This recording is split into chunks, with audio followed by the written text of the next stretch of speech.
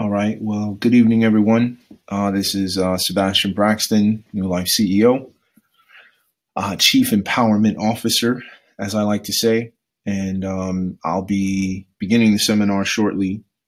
So we should be able to get started in just a few minutes. Want to start 7:30 on the dot. So I'll give people a few more minutes to join. So even though you may not hear anything going on, still going forward. And just wanted to let you know that things are happening, and we are going to cover this principle of rest and sleep, learn some things about that, and continue to go from there. So just hold tight, and we should begin shortly.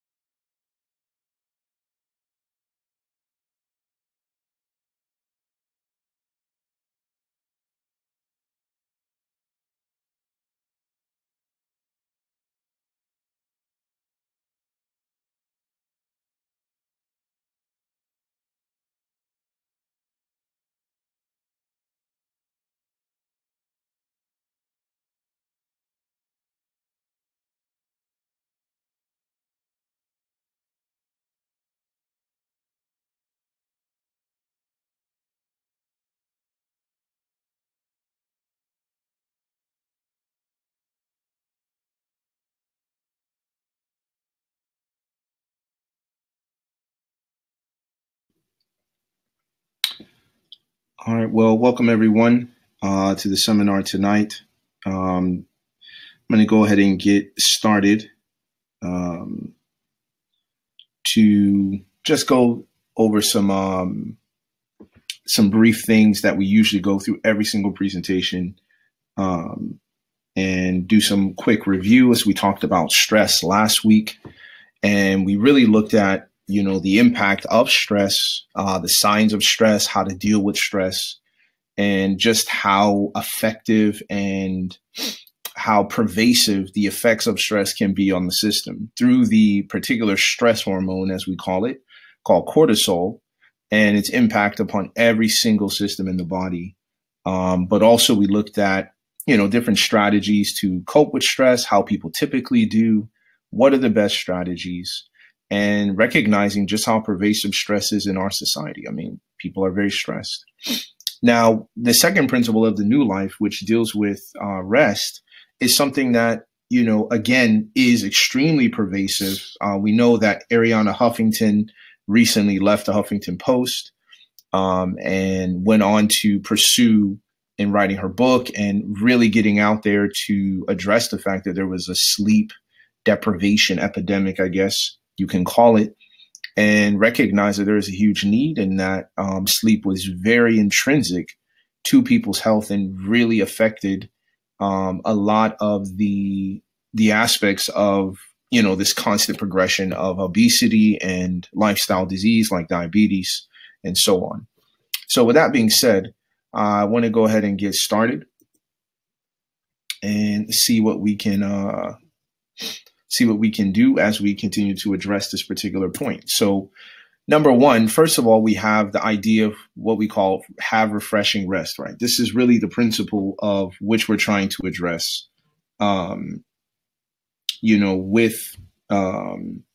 with our particular principles of the New Life Challenge. So always, we're going to find that, people think that, oh, it's just sleep. It's just nutrition and exercise, but there are other principles and other aspects of health and what we call laws of health that continue to impact our our health in ways that we may not recognize and realize.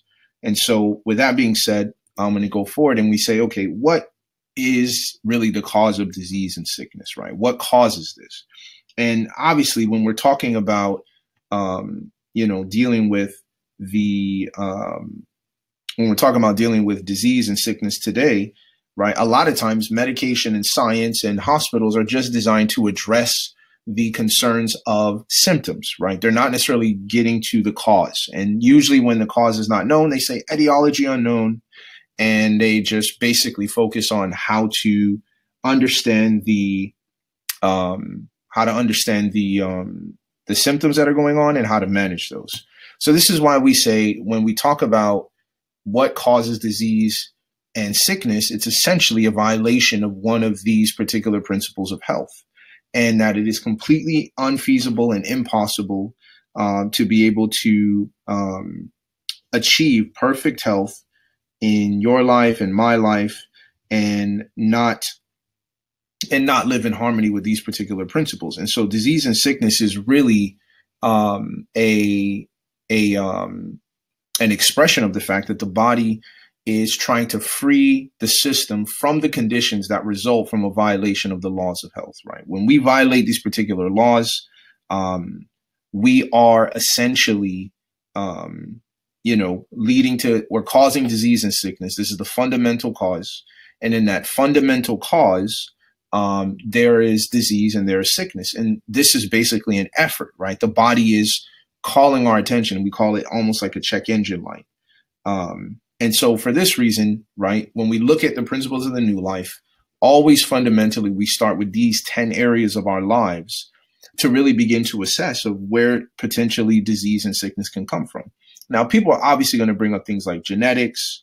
Obviously, there's circumstances like going through trauma and suffering, major emotional events in life, such as a divorce or such as a great financial letdown. These are all particular, issues that may lead us to have poor health for a while. But your body will be much stronger, much more able to bear these things when the typical tendency of your life is to live in harmony with these particular principles of health. So moving forward, so let's look at some sleep facts. So first of all, early bedtime is actually linked to better mental health. So a lot of people who are struggling with depression, who may be struggling with stress, who may be struggling with anxiety, all kinds of issues of mental health are actually, addressable sometimes just by getting to bed a little bit early, avoiding those late nights, the Netflix binging and all this kind of stuff that typically goes on and keeps people up late at night, or they're trying to get ahead of the day for tomorrow. This early bedtime is actually linked to better mental health. Also, sleep deprivation actually leads to higher blood pressure. We'll look at this later in the presentation, but the effects of sleep deprivation on the body are just immense and widespreading throughout the body and the different systems of the body. But specifically, we know for certain that it can lead to higher blood pressure. Now, some other things are sleep deprivation is actually tied to higher cholesterol as well.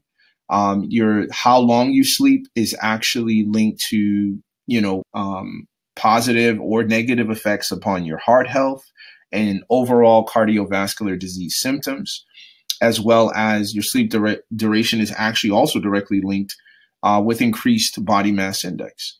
And so a lot of people, they don't make these connections that there's actually a link between the fact that I'm not sleeping very long and my BMI is not changing despite the efforts that I may be making in other areas of the laws of health. Now, let's check this video out. Emily, I'm going to have you wash the celery. Wife, nanny. Oh, I tricked you. Mother of 3, fitness instructor. Seems like Shelly Halchuk can do it all, except for one thing. The one thing I can't do is sleep. Experts say Halchuk is one of the millions of Americans who don't get enough sleep. I like to get 8, but I actually only get about 4 or 5. The problem is so pervasive, the Centers for Disease Control and Prevention considers insufficient sleep a public health epidemic, one that can have surprising consequences on your health. Just because they can get by with 4 or 5 hours sleep, it may not be best for them. And it is pretty clear that not getting enough sleep on a nightly basis can lead to health problems.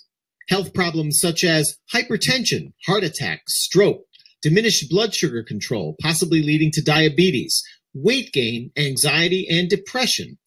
So how much sleep do we need? The National Sleep Foundation says children need between 9 and 10 hours of sleep each night, adults 7 to 8. How much sleep are we getting? Maybe 6 hours? 5 hours. 5 hours. You think that's enough? No. It's not, but in a 2009 CDC survey, about 35% of adults reported getting less than 7 hours of sleep a night, with nearly 40% reporting at least one incident of nodding off during the day, and even more disturbing, about 5% reported nodding off at least once while driving. A frightening number, since the U.S. Department of Transportation estimates more than 1,500 Americans are killed each year because of drowsy driving. So how can we get more sleep? By changing some habits, says Dr. Douglas Kirsch of the Brigham and Women's Faulkner Hospital Sleep Disorder Service in Boston. First, watch the caffeine intake, none after 1 or 2 p.m. Second, take time before bed to wind down. And third, stop the screen time well before bedtime. When you get light from whether it's a TV screen or a mobile phone screen, it sort of sends a message to say, hey, it's not time for sleeping. And finally, Dr. Kirsch says, start looking at sleep for what it is, as important to our good health as exercise and proper nutrition. We should be spending a third of our life sleeping, and when we deprive ourselves of that, we're really limiting our opportunities for good health. And don't forget, besides enhanced productivity and better health, there's one more very important benefit to getting enough sleep. When we're well rested, as Shelley Halchuk knows, we tend to be nicer to each other. I try, if I can get a nap in, like get a little, like a power nap, half hour, 45 minutes. If I can get that nap in, we're all good. But if I don't, the whole family pays. In Boston, Massachusetts, Jim Morelli for CNN.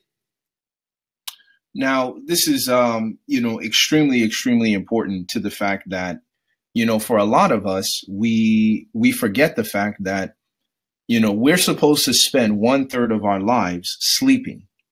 And in this 1/3 of our lives sleeping, it is just as intrinsic to our health as exercise and nutrition.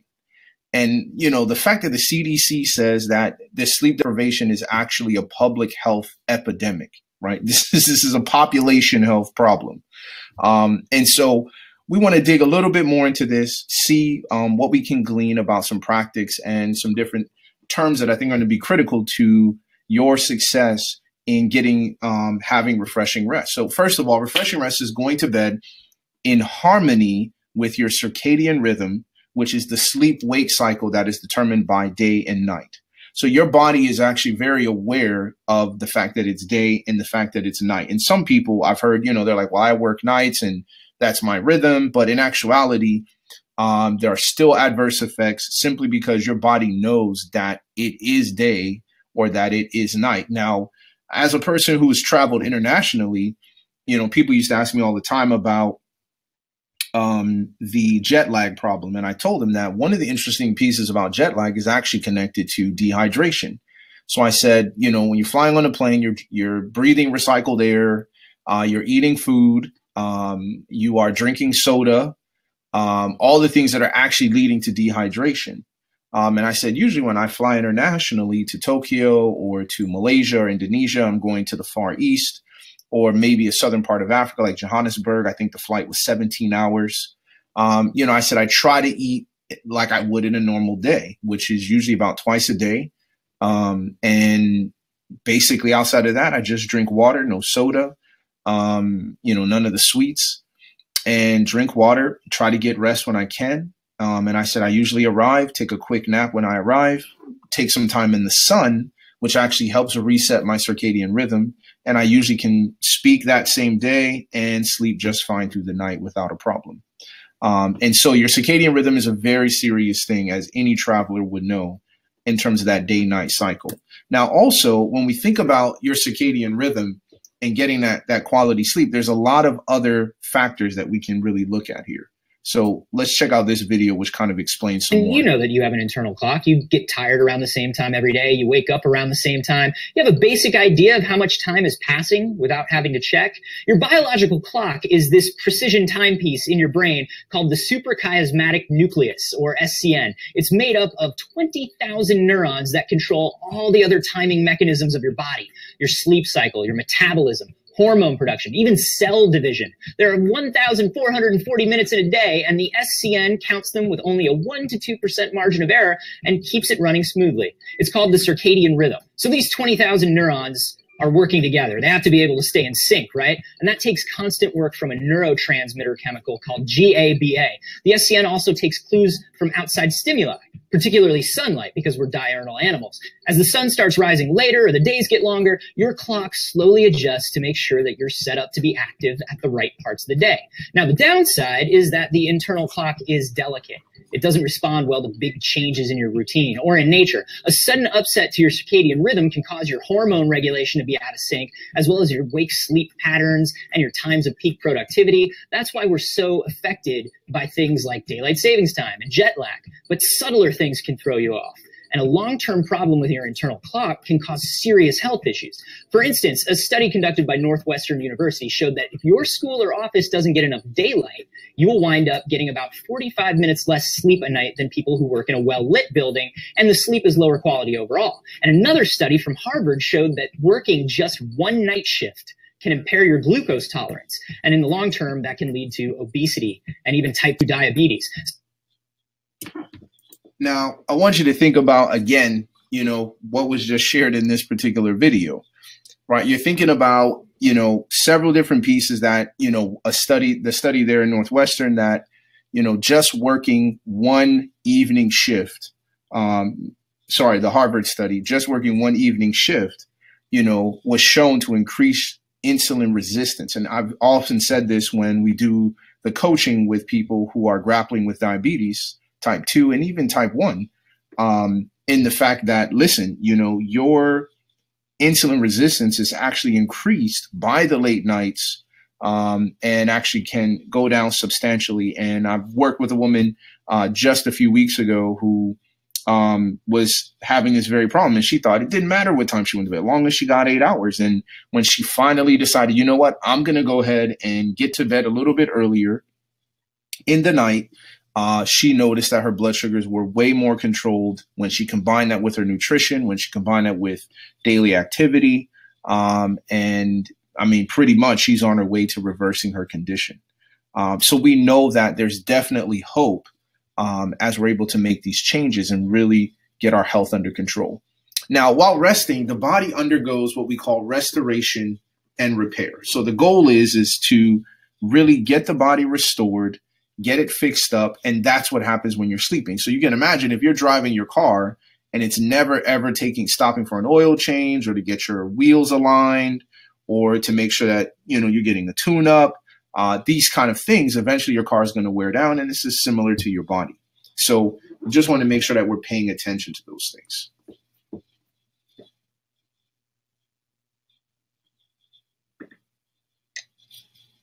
If you're looking for a way to prevent a winter cold, try getting 8 hours of sleep.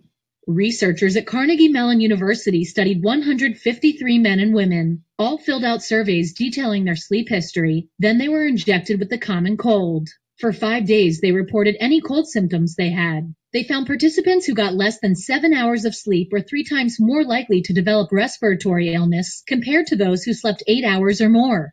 Researchers also found participants who had trouble sleeping while in bed, even if it was for 8 hours, had an increased risk for a cold. Experts say a lack of sleep interferes with the body's immune response. Therefore, it may make it easier for infection to flourish.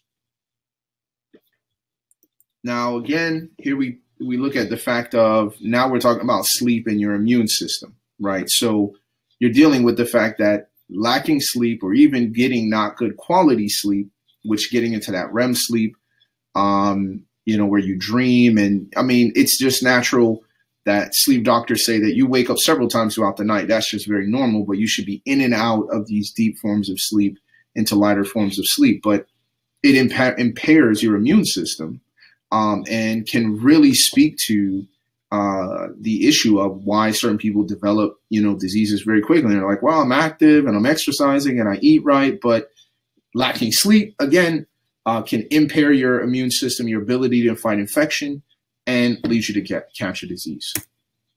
Now, sleep and hormones. Now, one of the key sleep hormones is called melatonin, right? Which you may know that some people take this or Ambien in order to make themselves sleep. And this is the hormone that not only regulates sleep, but it also regulates appetite.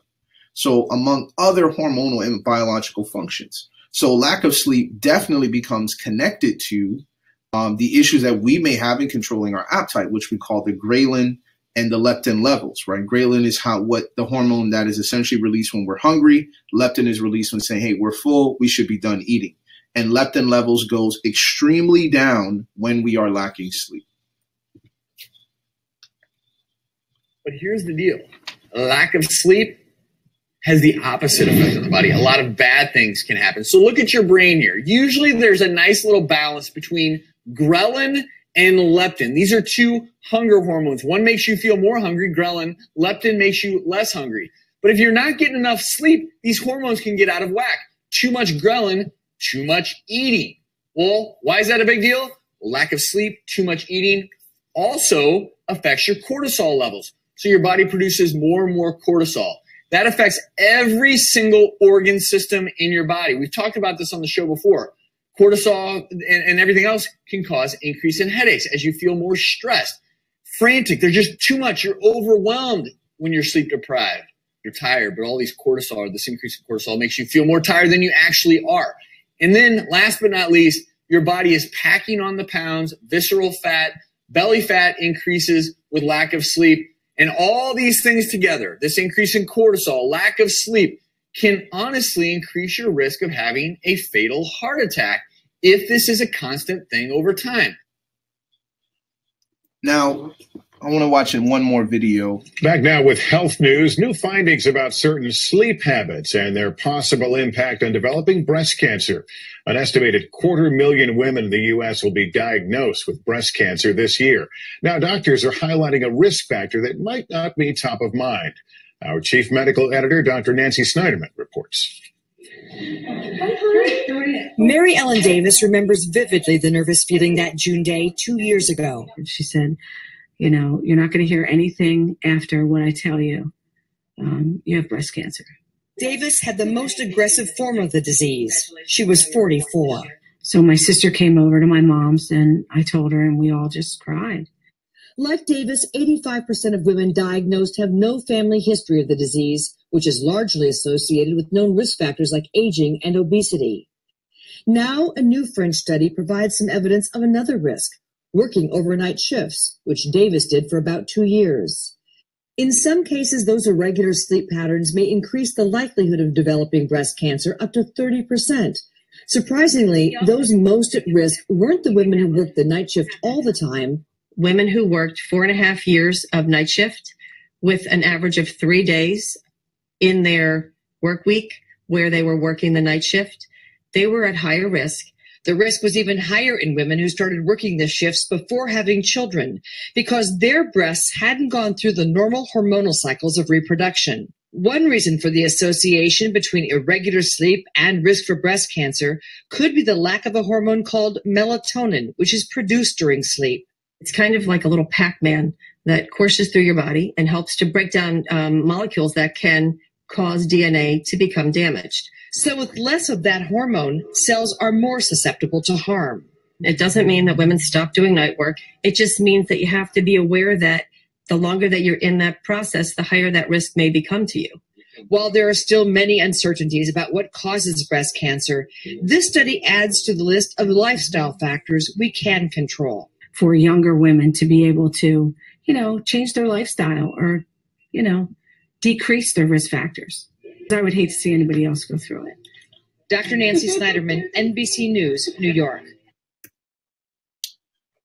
Now, when we talk about also, right, the lack of sleep and diabetes, right? So type 2 diabetes, a lack of sleep can actually cause a host of health problems, including one of the major lifestyle diseases affecting 1 in 3 Americans, and that is diabetes. Now, we've already talked about the fact that, the insulin resistance that's increased by the lack of sleep. But when you're combining this with the increased ghrelin levels, so now you're overeating, which is going to lead to higher blood sugars. And the lack of sleep is also causing insulin resistance, which is also going to lead to higher blood sugars and eventually can expedite the development of type 2 diabetes. And you're increasing in your A1C numbers. So this is another disease, not just breast cancer, not just the common cold, but even lifestyle disease.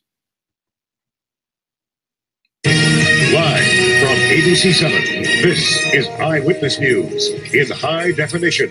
Millions of Americans are doing little things that sabotage their sleep, and they just don't know it. Getting some good shut-eye could be as simple as changing a few little habits. Health specialist Denise DeDoor shows us where to start. I'm all ears, Denise. All right, we all need some sleep, don't we? Health experts believe we are a nation of insomniacs. Numerous studies show driving on little sleep is as dangerous as driving drunk. Doctors say many people's sleep problems may be because of a few bad habits that can be fixed. For most of us, sleeping is simple, but if it's tough for you, you're not alone out there. Studies show 75% of us have sleep problems more than once a week. 47-year-old Carrie Pauley knows all about that. When you can define your week as I had a good week because you slept through one night out of 7, that was a little disturbing. Morning. Morning, how are you? Good. Dr. Bruce Thomas says adults need 7 to 9 hours of rest each night. Routinely miss that mark, and you can boost chances for obesity, substance abuse, and more. You have an increased risk for type 2 diabetes. You have an increased risk of depression. The solution, pretty basic. First, cut out the booze before bed. While it's a sedative, alcohol prevents deep sleep, encouraging light sleep. Secondly, watch the clock. If you're not snoozing 15 minutes after hitting the sack, get back up. Stressing over sleep can prevent it. It's like your head's packed with cotton and everything is muted. And if you're like Carrie and want to try sleep aids, use them only as a last resort. The longer you take them, the more dependence you develop on them, the more side effects you can have and interactions with other drugs. Carrie boosted his vitamins and balanced his hormones, which are other natural options. The energy level was up, and I think the first person to pick up on a more bright disposition was my wife. More sleep, happy wife, happy life. A pretty good combo. And if you're a woman who tends to use the snooze button more than your mate, there's a reason. A new English study says women need more sleep than men, about 20 more minutes each day. But in reality, we don't get that sleep. Right. You all need it. I know. Denise, thank you. All right. Now I got one more video I want you guys to watch. Well, this might wake you up a little bit this morning. A scary fact. A report from the Centers for Disease Control and Prevention estimates 15 to 33% of fatal crashes involve tired drivers. Being sleep deprived slows down our reaction time. And one of the biggest myths about sleep is that everyone needs a solid 8 hours to function. I know, I believe that. I've said that about myself, but we wonder what some of the other facts and myths are behind sleep. So let's try to break this down with our fitness and nutrition expert, Mark McDonald. So now I'm going to go ahead and skip over that just to save a little bit of time. But in order to really address, the fact that there's clearly risks involved, in the type of the sleep that we're getting, the quality of the sleep, et cetera, et cetera, et cetera. And there's 2 types of rest for the body, some people believe, right? Is that true or is that false?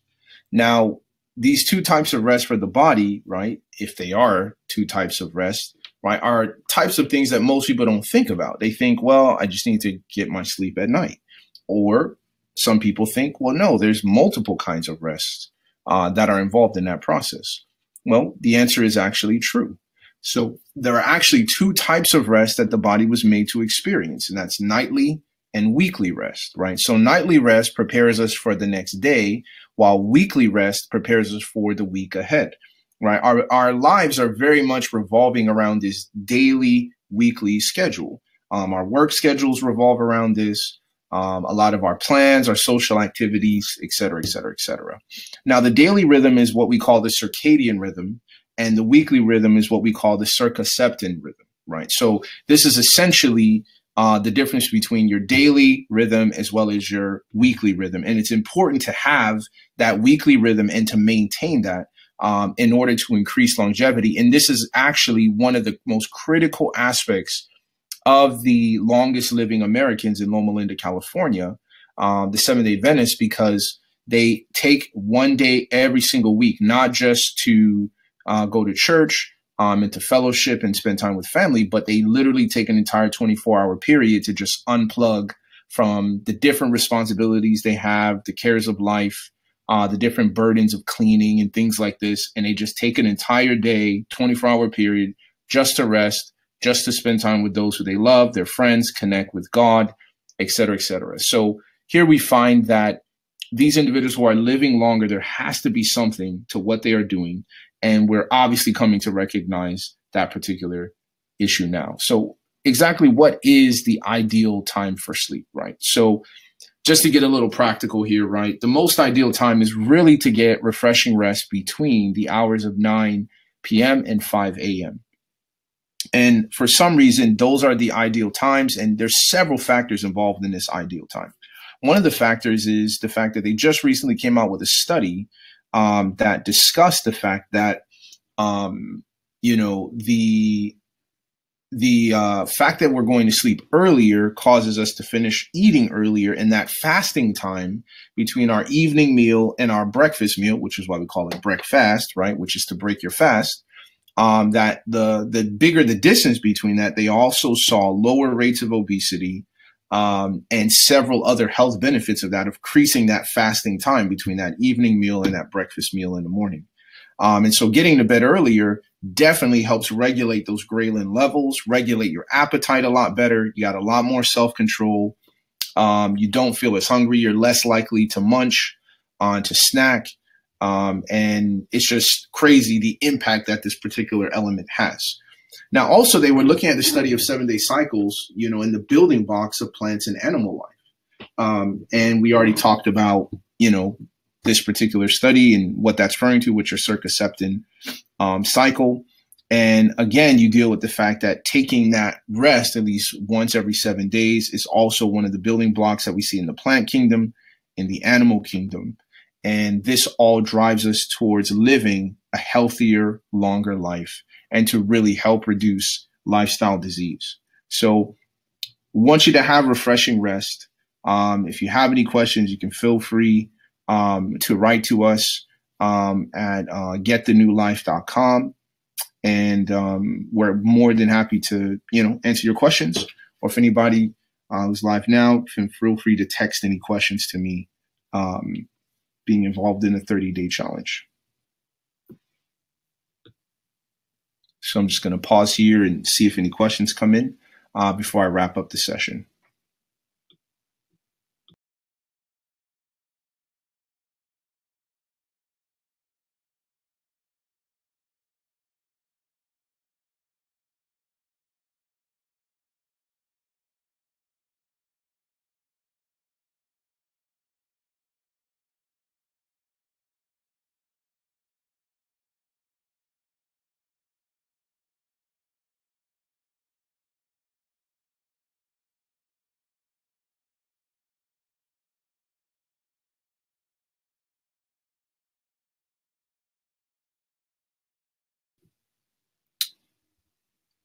All right. Well, haven't received any particular questions, but I definitely want to, again, encourage people to get to our website, getthenewlife.com. If you're interested in, really getting some consulting, we definitely offer a free initial health consultation.